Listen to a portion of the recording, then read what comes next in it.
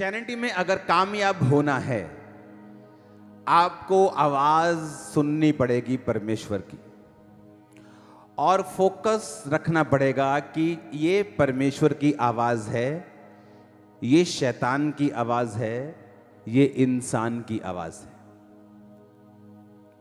और अगर आप इस बात को नहीं पहचान सके, आप मिस कर जाएंगे उस पॉइंट को जिसके लिए परमेश्वर ने आपको बुलाया है। आप साल्वेशन मिस नहीं करेंगे, आप स्वर्ग के अधिकारी हैं, लेकिन एक उस परमेश्वर ने एक आपको ज्योति होने के लिए, एक अगुवा होने के लिए, एक ब्लेसिंग होने के लिए बुलाया है, एक मेजर कॉलिंग के साथ बुलाया है, उसको मिस कर जाएंगे। अपने हाथों को उठा के बोलो, परमेश्वर आज तेरे वचन को मैं सुनूं और समझूं और फलों को लेके आऊं, प्रभु यीशु मसीह के नाम में।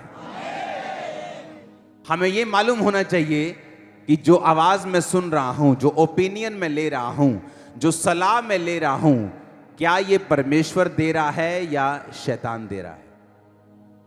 जीसस ने कहा, पतरस मुझे मारा जाएगा, पीटा जाएगा, क्रूस पे चढ़ा दिया जाएगा और मार दिया जाएगा। और पतरस साइड पे ले जाके बोलेगा, खबरदार जो तूने दोबारा ऐसे कहा तो, तुझे मालूम नहीं हम तुझसे कितना प्यार करते हैं, तेरे साथ कभी ऐसा नहीं होगा परमेश्वर, खबरदार जो दोबारा ऐसी मरने की बात की तो। जीसस क्राइस्ट ने क्या कहा, वाह तुम मुझसे कितना प्यार करते हैं। ये कहा, ये कहा, क्या कहा, क्या बोला, क्या बोला, शैतान बोला। अभी 5 मिनट पहले तो जीसस बोल रहे थे पतरस को, मैं तुझ पे बड़ी कलीसिया बनाऊंगा, तू पत्थर है, तू ये है, तू वो है, तू परमेश्वर ने तुझ पे बड़े भेद प्रकट किए। अभी तो उसको वो चने के झाड़ पे चढ़ गया होगा, और अभी दूसरे पक्ष बोल रहे, ओए तू शैतान है। क्योंकि जीसस को मालूम था कि पतरस के अंदर से जो आवाज निकली है वो किससे निकली है, वो शैतान से निकली है। क्योंकि शैतान रोकता है आपको भी अपना क्रूस उठाने के लिए। जीसस ने कहा, अगर तुम मेरे चेले होना चाहते हो तो क्या करना है, प्रतिदिन क्या करना है, अपना संडे के संडे, संडे थर्सडे, रोज रोज मरना है। उसने कहा, आपको लगता है कि जो लोग आत्मा में किसी लेवल तक पहुंचे हैं, जिन्होंने बुलंदियों को छुआ है, उन्होंने पता नहीं क्या करके आए हैं, कौन सा रिश्वत दे के आए हैं, पता नहीं उनके पास कौन से गहरे भेद हैं। आपको लगता है पता नहीं कौन से गहरे भेद हैं उनके पास। मैं आपको सच कह रहा हूं, ऐसे कोई गहरे भेद नहीं है। उन्होंने रोज मरना सीखा है और छोटी छोटी बातों में प्रभु के साथ वफादार रहना सीखा है। यह उनका भेद है। छोटी बात, किथे आ गया तू, मैं आ गया जी बस नकोदर चौक, और अभी कहां है, घर में मुंह धो रहे हैं। ये छोटा झूठ तुम्हारे लिए क्या है, छोटा, परमेश्वर के लिए क्या है, बड़ा। छोटी चोरी, छोटा व्यभिचार, जितने किसी लेवल तक पहुंचे हैं, कामयाबी के शिखर तक पहुंचे हैं, उनके पास कोई बहुत बड़े गहरे गहरे भेद नहीं हैं, सिवाय इसके कि वो छोटी से छोटी बातों में परमेश्वर के साथ वफादार ठहरे और रोज मरें। रोज मरना कि आज कुछ करने का कुछ और दिल कर रहा है, लेकिन अब प्रेयर टाइम हो चुका है, प्रेयर में चले गए। आज फास्टिंग डे है और आपकी फेवरेट डिश बन गई रसोई में, अगर नहीं खाई तो क्या है, रोज मरना। माफ कर दिया, छोड़ दिया, गुस्सा ठंडा कर लिया, रोज मरना।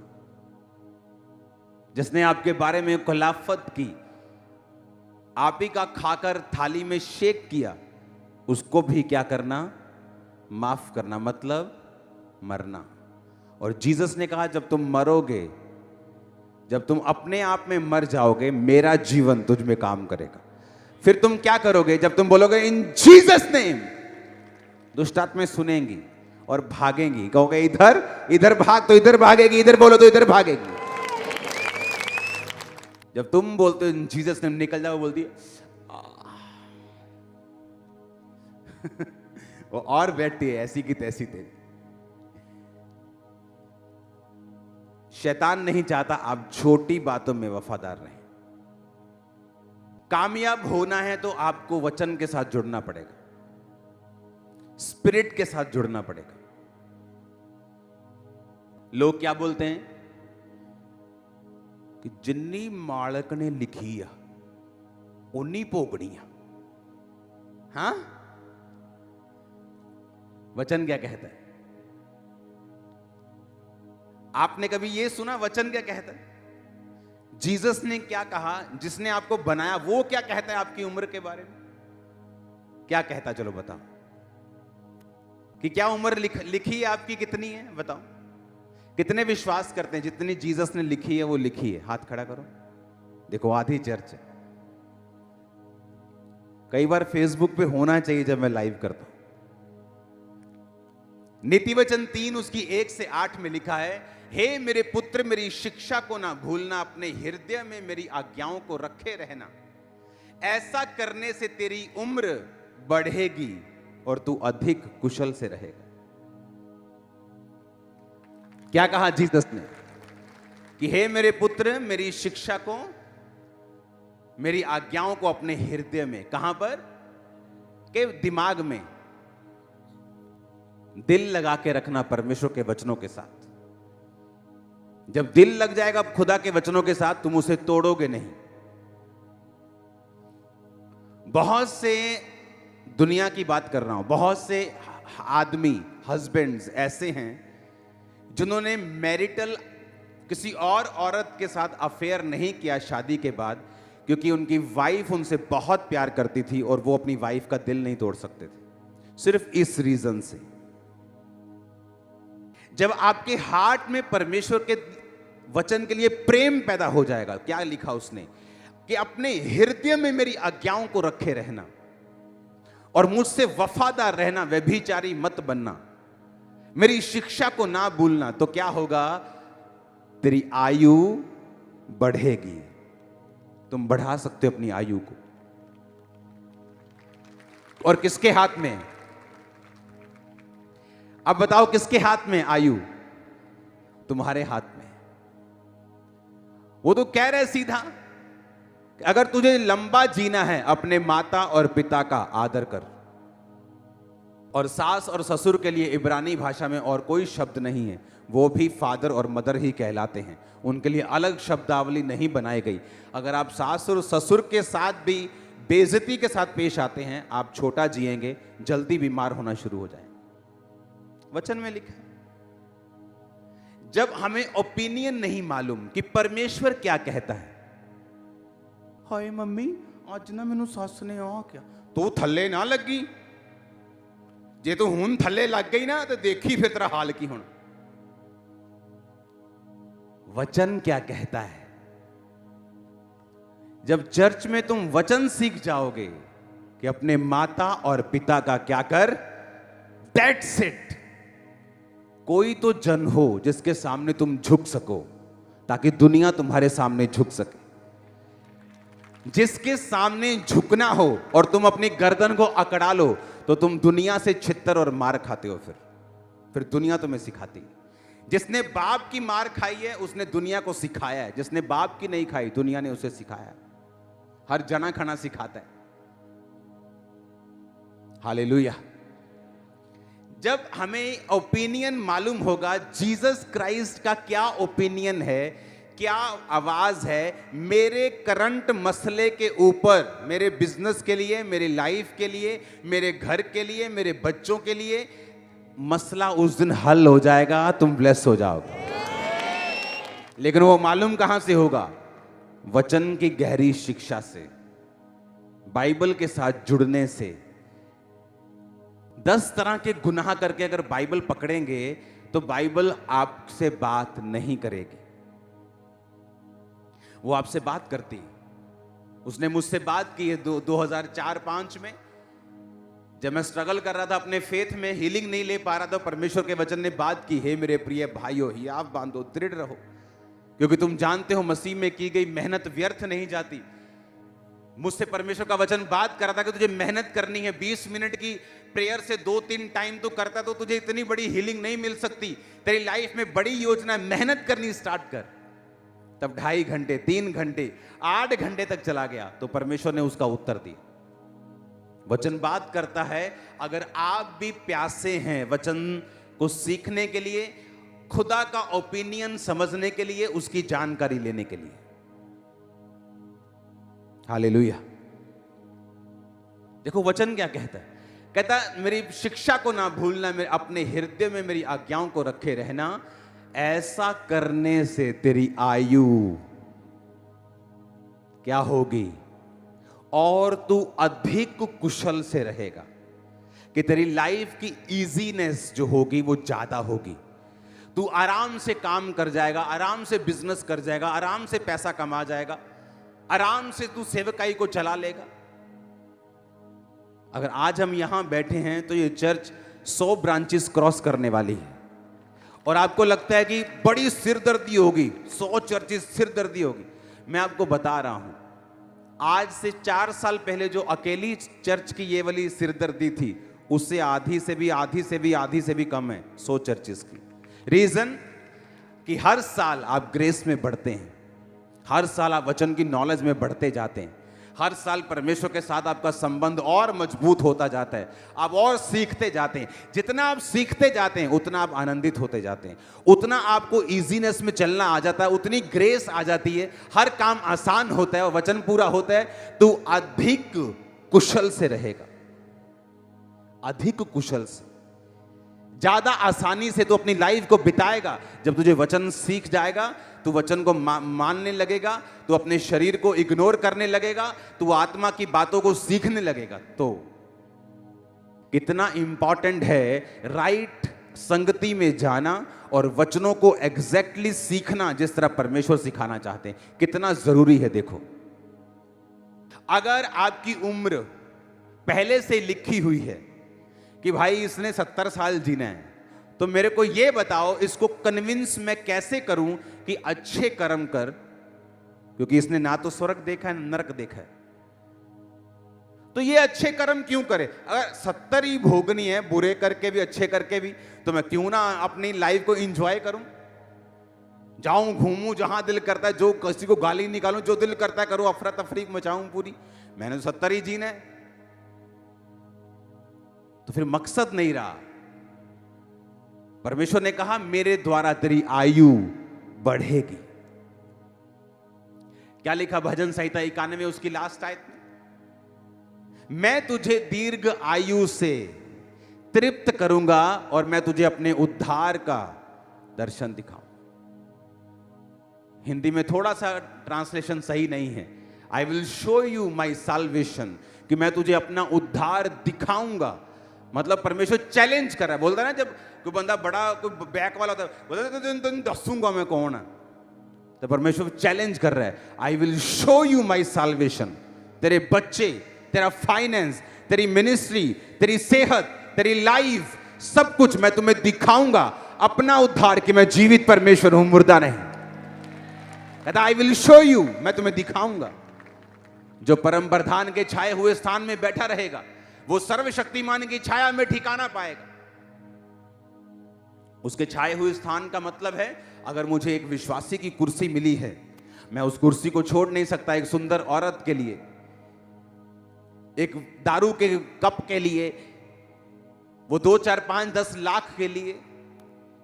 वो कुर्सी कैसे छोड़ दी जाए जो विश्वासी की है, एक पाप के लिए। तो परमेश्वर ने कहा जो उसके छाए हुए स्थान में बैठा रहेगा वही उसकी सुरक्षा को पाएगा, दूसरा नहीं। आमीन। हमें मालूम होना चाहिए कि परमेश्वर की थिंकिंग, सोच उसका क्या है। मेरी लाइफ, मेरी उम्र, मेरे बच्चे, मेरी फैमिली, मेरे फाइनेंस के बारे में परमेश्वर क्या कहता है। हालेलुया। तो आपकी उम्र डिसाइडेड नहीं है,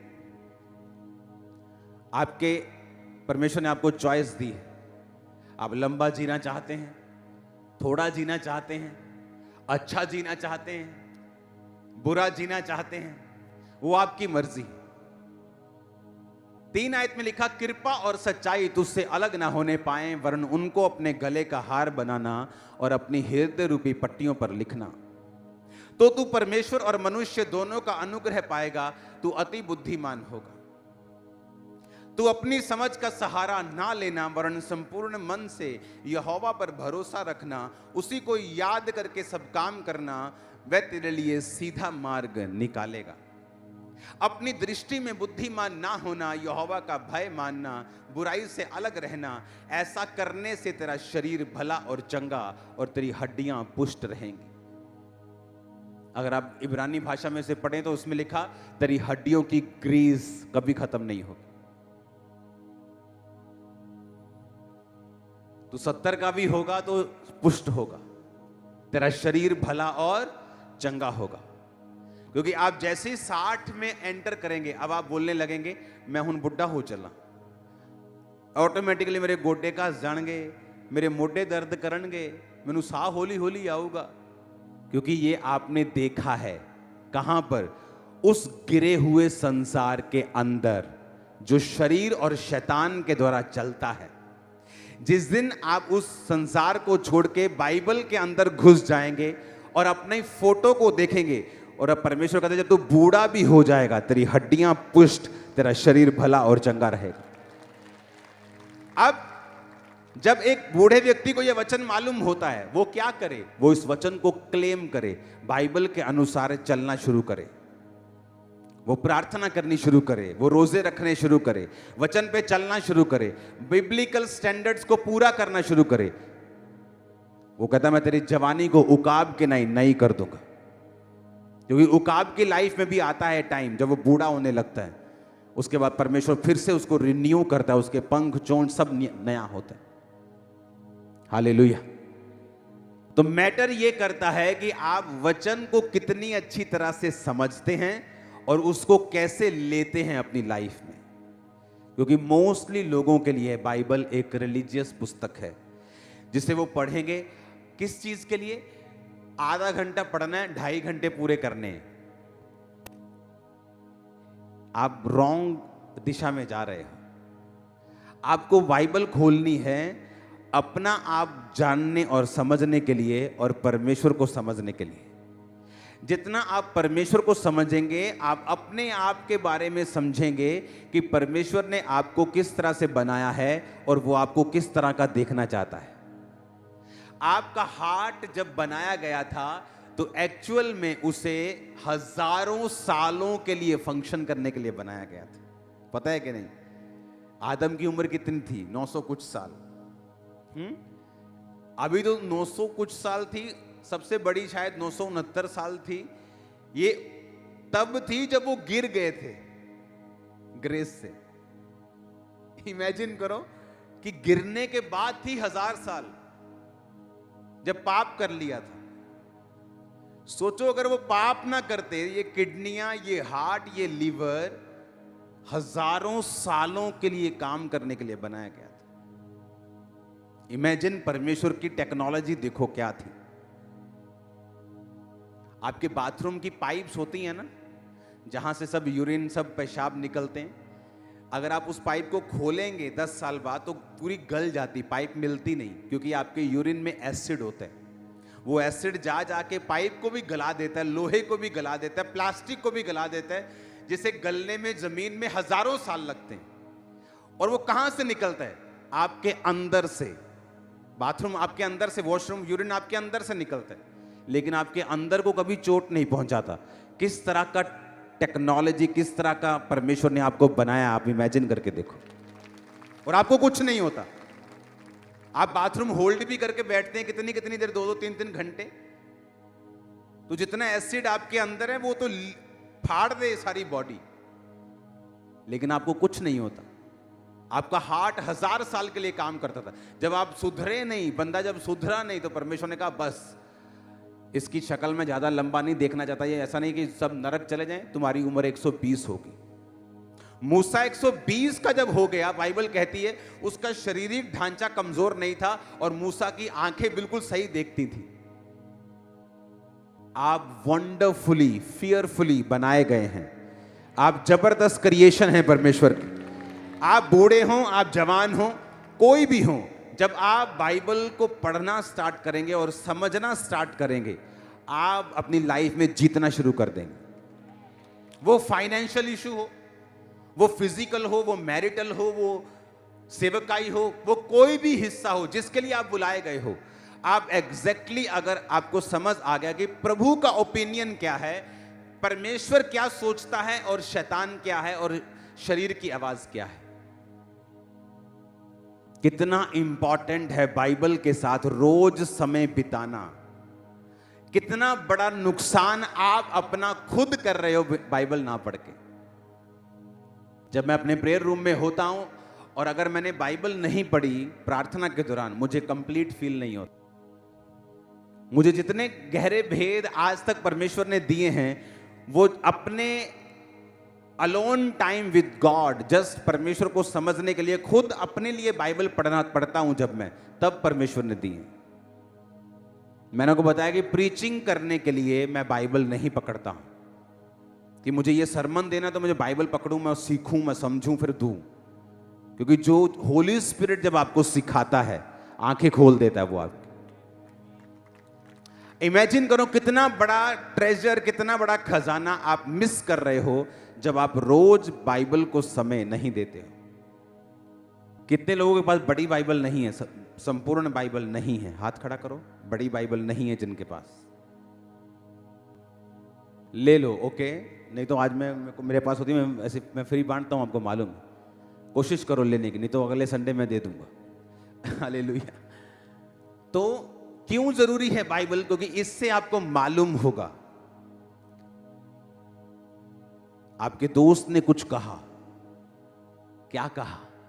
क्या प्रभु के वचन में ऐसा लिखा है? जब आप सीख जाएंगे परमेश्वर के वचन में क्या लिखा है, आप जीतना सीख जाएंगे, आप अधिक कुशल से रहेंगे, आपकी आयु बढ़ेगी, वो आपके सीधे रास्तों को निकालेगा। उसने कहा कि वो तेरे लिए सीधा मार्ग निकालेगा, उसी को याद करके, सब स्मरण करके सब काम करना। आज लोगों की प्रॉब्लम यह है कि 40 के हो गए, 50 के हो गए, अभी तक सीधा मार्ग नहीं मिला, अभी तक सेटिंग ढूंढ रहे हैं, सेटिंग। अगर 30 साल के होने पर भी आप सेटिंग ढूंढ रहे हैं तो भाई साहब प्लीज अपनी सेटिंग कर लीजिए, प्रभु के सामने रोइए, बैठिए, गिड़गिड़ाइए और सेटिंग कीजिए। आप मेरी बात समझ रहे कि नहीं? उसने कहा उसको याद करके सब काम करना, वो तेरे लिए सीधा मार्ग निकालेगा, तुझे बताएगा तुझे अपने लाइफ में क्या करना है, मैरिज में क्या करना है, अपने फाइनेंस में क्या करना है। तेरे लिए सीधा रास्ता वो निकाल के देगा जब तू उसको याद करके सब काम करेगा। उसको याद करने का मतलब वचन को याद करना, कि वचन दिमाग में होना चाहिए, दिल में होना चाहिए कि ये वचन में लिखा है कि नहीं लिखा, मैं यहां जाऊं कि ना जाऊं, अब मैं प्रेयर करूं, ये काम मैं कर सकता हूं कि नहीं कर सकता हूं।